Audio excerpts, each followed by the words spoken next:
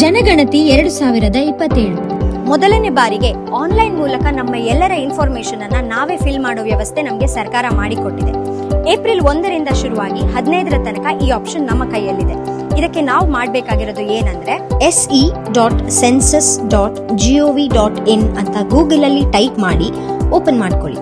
Open ಮಾಡಿದಾಗ ನಿಮ್ಗೆ ನಿಮ್ಮ ಸ್ಟೇಟ್ ಅಂದ್ರೆ ರಾಜ್ಯ ಸೆಲೆಕ್ಟ್ ಮಾಡೋದಿಕ್ಕೆ ಆಪ್ಷನ್ ಸಿಗತ್ತೆ. ರಾಜ್ಯ ಸೆಲೆಕ್ಟ್ ಮಾಡಿ ಅಲ್ಲೇ ಕೆಳಗೆ ಬಂದಿರೋ ಕ್ಯಾಪ್ಚಾನ ಕರೆಕ್ಟ್ ಆಗಿ ಫಿಲ್ ಮಾಡಿ ಆಮೇಲೆ ವೆರಿಫೈ ಅಂಡ್ ಪ್ರೊಸೀಡ್ ನ ಪ್ರೆಸ್ ಮಾಡಿ. ಮುಂದೆ ನಿಮಗೆ head of the house hold ಅಂದ್ರೆ ಮನೆಯ ಮುಖ್ಯಸ್ಥರ ಹೆಸರು, ಮೊಬೈಲ್ ನಂಬರ್ ಹಾಗೂ ಇಮೇಲ್ ಫಿಲ್ ಮಾಡಲು ಕೇಳತ್ತೆ. ಅದನ್ನ ಫಿಲ್ ಮಾಡಿದ್ಮೇಲೆ ಪ್ರೊಸೀಡ್ ಅಂತ ಕೊಟ್ರೆ ನೀವು ಎಂಟರ್ ಮಾಡಿರುವ ಫೋನ್ ನಂಬರ್ಗೆ ಒಂದು OTP ಬರುತ್ತೆ. OTP ನ ಸರಿಯಾಗಿ ಫಿಲ್ ಮಾಡಿ ವೆರಿಫೈ ಕೊಟ್ಟಾಗ ಡಿಸ್ಟ್ರಿಕ್ಟ್ ಅಂದ್ರೆ ಜಿಲ್ಲೆ, ಪಿನ್ ಕೋಡ್ ಹಾಗೂ ಊರಿನ ಹೆಸರು ಕೇಳತ್ತೆ.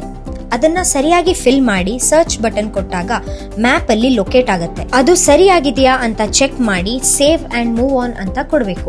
ಅಷ್ಟಾದ ನಂತರ ಸ್ಕ್ರೀನ್ ನಲ್ಲಿ ಬರ್ತಿರುವ ಇಂಥ ಎಲ್ಲಾ ಪ್ರಶ್ನೆಗಳಿಗೆ ನೀವು ಸರಿಯಾದ ಮಾಹಿತಿಗಳನ್ನ ನೀಡಬೇಕು. ಮಾಹಿತಿಗಳನ್ನೆಲ್ಲ ಕೊಟ್ಟಾಗ ಕಡೆಯಲ್ಲಿ ಫೈನಲ್ ಸಬ್ಮಿಟ್ ಅಂತ ಕೊಡಬೇಕು. ಸಬ್ಮಿಟ್ ಕೊಟ್ಟ ಮೇಲೆ ನಿಮ್ಗೆ ಸಬ್ಮಿಟೆಡ್ ಸಕ್ಸಸ್ಫುಲ್ಲಿ ಅಂತ ಬಂದು ಅಲ್ಲಿ ಒಂದು SEID ಅಂದ್ರೆ ಸೆಲ್ಫ್ ಎನ್ಯೂಮರೇಷನ್ ID ಅಂತ ಬರುತ್ತೆ.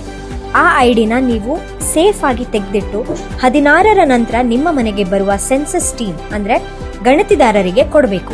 ಇಷ್ಟು ಮಾಡಿದಲ್ಲಿ ನಮ್ಮ ಸೆನ್ಸಸ್ ಸರ್ವೆ ಮುಕ್ತಾಯಗೊಳ್ಳುತ್ತೆ. ಇದಿಷ್ಟು ಮಾಡಲಿಕ್ಕೆ ನಿಮ್ಗೆ ಸಾಧ್ಯ ಆಗ್ಲಿಲ್ಲ ಅಂದ್ರೆ 15ರ ನಂತರ ನಿಮ್ಮ ಮನೆಗೆ ಬರೋ ಗಣತಿದಾರರಿಗೆ ನಿಮ್ಮ ಎಲ್ಲಾ ಮಾಹಿತಿಯನ್ನ ನೀಡಬಹುದು. ಭಾರತದ ರೆಸ್ಪಾನ್ಸಿಬಲ್ ಸಿಟಿಸನ್ ಆಗಿ ಇದಿಷ್ಟನ್ನ ಮಾಡೋದು ನಮ್ಮೆಲ್ಲರ ಕರ್ತವ್ಯ ಆಗಿದೆ. ಹಾಗಾಗಿ ಎಲ್ರಿಗೂ ಕೇಳ್ಕೊತಾ ಇದ್ದೀನಿ, ಭಾಗವಹಿಸಿ ಜನಗಣತಿ. ಇಂಥ ಎಲ್ಲಾ ಅಪ್ಡೇಟ್ಸ್ಗಾಗಿ ಫಾಲೋ ಮಾಡಿ ಮ್ಯಾಂಗ್ಳೂರ್ ಮೆರಿ ಜಾನ್.